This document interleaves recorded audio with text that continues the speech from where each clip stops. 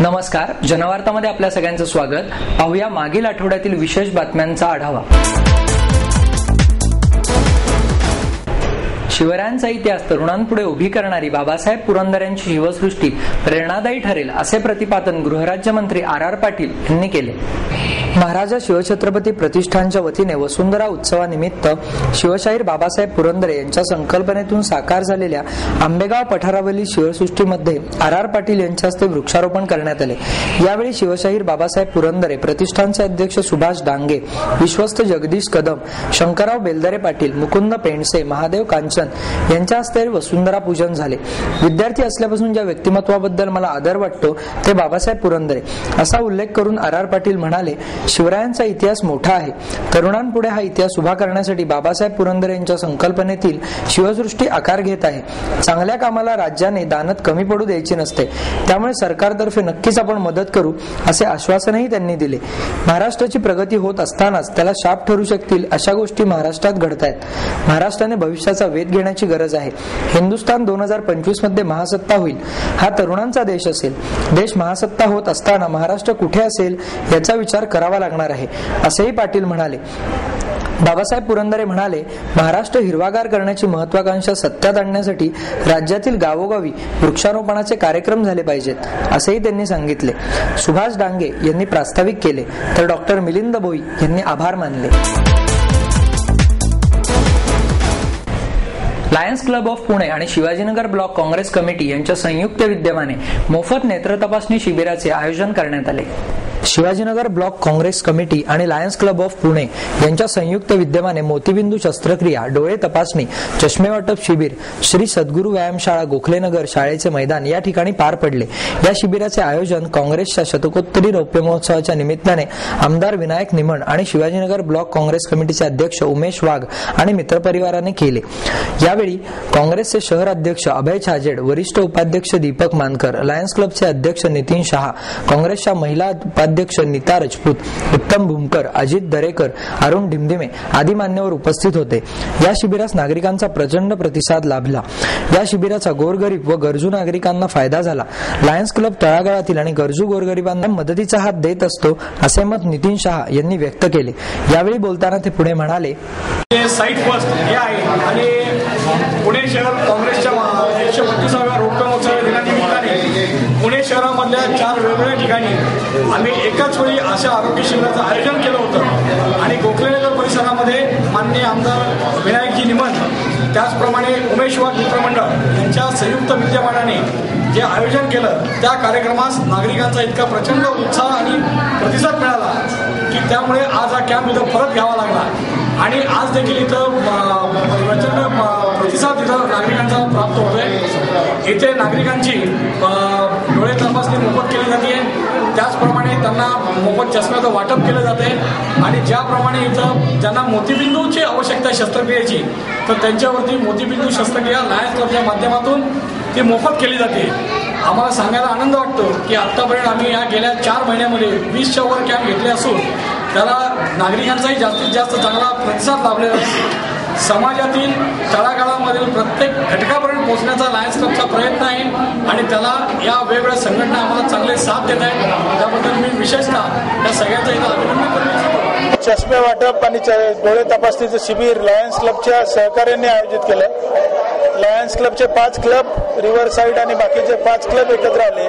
त्यांचे zonal chairman Jamor साहेब आहेत, बाकीचे शहा आणि कदम वगैरे सर्व मंडळी या ठिकाणी आलेत आणि आमदार विनायक निमण, उमेश वाघ आमचे ब्लॉक अध्यक्ष यांच्या आणि त्यांचे सहकारी यांच्या माध्यमातून या परिसरातल्या लोकांसाठी अत्यंत चांगल्या पद्धतीचं डोळे तपासणी, मोफत चष्मे वाटप आणि जर त्या ठिकाणी मोतीबिंदू निघाला तर मोतीबिंदूच्या लायन्स क्लबच्या वतीनं मोफत शस्त्रक्रिया अशा प्रकारचे उपक्रम या ठिकाणी आयोजित केला. मला असं वाटतं सामान्य माणसाला चांगल्या पद्धतीने फायदा झाल्याशिवाय याचा राहणार नाही आणि लायन्स क्लबच्या याबद्दल मनापासून मी अभिनंदन करतो.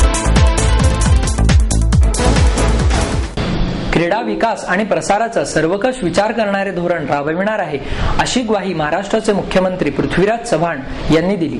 56व्या राष्ट्रीय शालेय अॅथलेटिक्स अजिंक्यपद स्पर्धेच्या उद्घाटन आणि आशियाई क्रीडा स्पर्धेतील पदक विजेत्या महाराष्ट्रातील खेळाडूंच्या गौरव सोहळ्यासाठी चव्हाण आणि पवार पुण्यात माळुंगे बालेवाडी येथील श्री शिवछत्रपती क्रीडा संकुलात एकत्र आले होते. मुख्यमंत्री पृथ्वीराज चव्हाण यांच्या हस्ते स्पर्धेचे उद्घाटन आणि पदक विजेत्या खेळाडूंना गौरवण्यात आले. यावेळी उपस्थित शालेय खेळाडूंना मार्गदर्शन करताना मुख्यमंत्री म्हणाले, महाराष्ट्र आता क्रीडा क्षेत्रातही मागे नाही. राज्याच्या कानाकोपऱ्यातील खेळाडू महाराष्ट्राचे नाव उज्ज्वल करण्यासाठी धडपडत आहेत.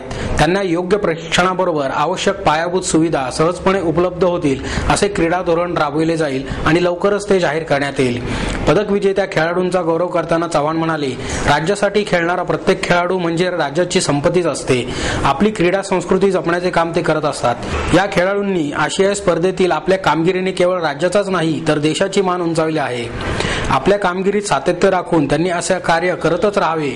हा गौरव तुम्हाला प्रोत्साहन मिळण्यासाठीच आहे, असेही ते म्हणाले.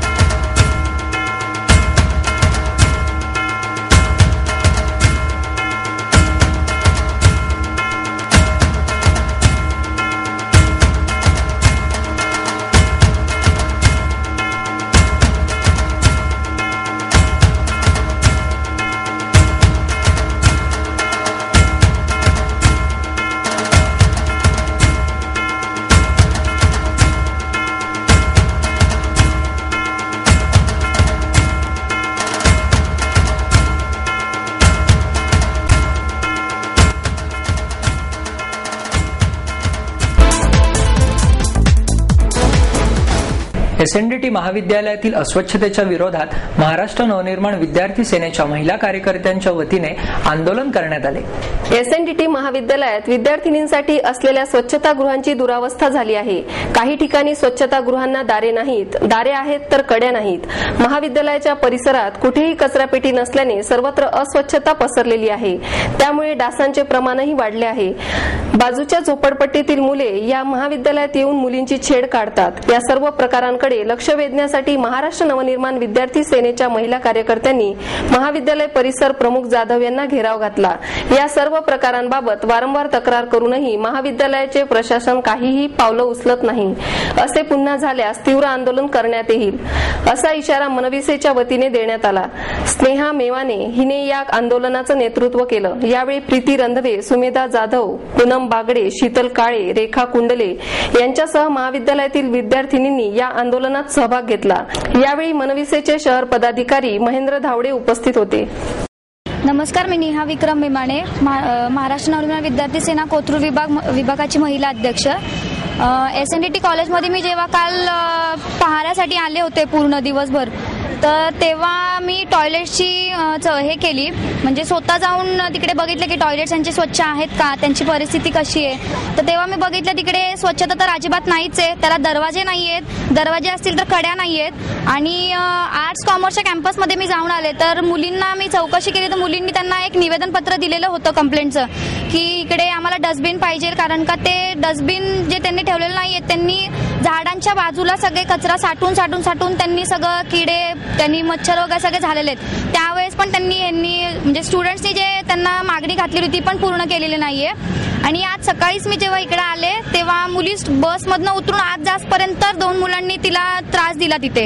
तर त्यावेळेस त्या मुली म्हणजे थोड्याशा तर घाबरणारच ऑब्व्हियसली, कारण का मुलांनी त्रास दिल्यावरती. पण त्यांना तिथल्याच एका माणसाने सपोर्ट करून मग त्यांना म्हणजे मारण्यात आलं त्या मुलींकडनं. आणि मी पण इथे बसल्या आता आम्ही बसलो होतो तर मुलांना वॉचमन न परमिशन, गर्ल्स कॉलेजमध्ये सहसा मुलांना परमिशन न देत असल्यामुळं सुद्धा वॉचमन परमिशन आतमध्ये मुलांना मी जाताना बघितलेलं आहे भरपूर. क्रांतिज्योती सावित्रीबाई फुले आणि ज्ञानज्योती फातिमाबी शेख अभियानाच्या वतीने प्राध्यापक प्रमिला गायकवाड यांचा सत्कार राष्ट्रवादी काँग्रेसच्या शहराध्यक्षा वंदना चव्हाण यांच्या हस्ते करण्यात आला. तुम्ही सूर्य आम्हा दिला कवरचा, आम्ही चालवू हा पुढे वारसा, अशा शब्दात राष्ट्रपती पुरस्कार विजेत्या शिक्षिका आणि जिजामाता प्राथमिक शाळेच्या मुख्याध्यापिका प्राचार्या प्रमिला गायकवाड यांनी क्रांतिज्योती सावित्रीबाई फुले यांना सोमवारी अभिवादन केले। यावेळी मधुकर निरफराके, सिंधुताई काटे, विशाखा खैरे, नितीन पवार आणि राधा शिरसेकर उपस्थित होत्या। गायकवाड म्हणाल्या, सावित्रीबाईंनी शिक्षणाची दारे खुली केली म्हणून आपण मुली पुढे शिकू शकलो। माझ्या शिक्षकांनी केलेल्या संस्कारांमुळे मी शिक्षक झाले आणि राष्ट्रपती भवनापर्यंत पोहोचू शकले। मी सेवानिवृत्त होईपर्यंत ज्ञानाच्या तेजोशलाका घडवण्याचा माझा प्रयत्न राहील। चव्हाण म्हणाल्या, स्त्री शिक्षण क्षेत्रातील सावित्रीबाईंच्या कार्यामुळे समाज परिवर्तन घडून आले आणि विकासाचा झोत आपल्यापर्यंत पोहोचला। आज महिलांनी राजकारणाप्रमाणे सर्व क्षेत्रात आपल्या कामाचा ठसा उमटवला आहे। मात्र देश महासत्ता होण्याचे स्वप्न पाहत असताना अजूनही कित्येक भगिनींना 4 भिंतींच्या बाहेर पडता येत नाही, हे वास्तव नाकारता येत नाही। यावेळी निरफराके, काटे, पवार यांनी मनोगत व्यक्त केले। शिरसेकर यांनी प्रास्ताविक केले। प्रशासन, न्यायव्यवस्था, संसद आणि माध्यम या 4ही स्तंभांना भ्रष्टाचाराने ग्रासल्यामुळे नागरिकांचा लोकशाहीवरील विश्वास उडत आहे, अशी खंत ज्येष्ठ पत्रकार HK दुवा यांनी व्यक्त केली। पत्रकारिता पुरस्कार HK दुवा यांना डॉक्टर दीपक टिळक यांच्या हस्ते प्रदान करण्यात आला। त्यावेळी ते बोलत होते। यावेळी राज्याचे वनमंत्री डॉक्टर पतंगराव कदम, महापौर मोहनसिंग राजपाल, आमदार दीप्ती चौधरी, ट्रस्टचे विश्वस्त रोहित टिळक, प्रणिती टिळक, ज्येष्ठ पत्रकार SK कुलकर्णी आदी मान्यवर यावेळी उपस्थित होते। पुढे बोलताना HK दुवा म्हणाले, शहीद जवानांच्या नातेवाईकांच्या फ्लॅटवर डोळा ठेवणारे संरक्षण दलातील उच्चपदस्थ अधिकारी आणि ज्या राजकारण्यांकडे आपण देशाची धुरा दिली ते खरंच नालायक आणि आदर्श आहेत का, हे प्रत्येकाने स्वतःला विचारण्याची वेळ आली आहे। कायदा करणारेच सध्या कायद्याची पायमल्ली करून राजकीय गुंडांच्या हातात हात घालून देश लुबाडत आहेत। सर्वसामान्यांच्या कायदेशीर रक्षणासाठी असलेली न्यायव्यवस्था, अकार्यक्षम प्रशासन आणि त्यांच्या हाती विकली गेलेली माध्यमे यामुळे सर्वसामान्यांचा लोकशाहीवरचाच विश्वास उडाला आहे। गरीब आणि शैक्षणिक असुविधा, भूक आणि भ्रष्टाचाराने जनता त्रस्त असतानाच राजकारणी स्वस्त, प्रशासन सुस्त तर कायदे व्यवस्था लुळीपांगळी पडली असून माध्यमेही कर्तव्य विसरून मनोरंजन करण्यात गुंतली आहेत, अशी खंतही दुवा यांनी यावेळी व्यक्त केली।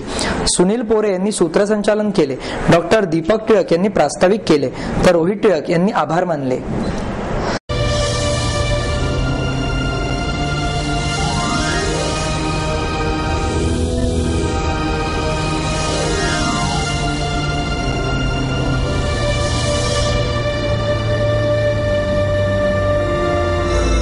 आणि याबरोबरच हे बातमीपत्र संपलं। पुन्हा भेटूया उद्या याच वेळी। नमस्कार।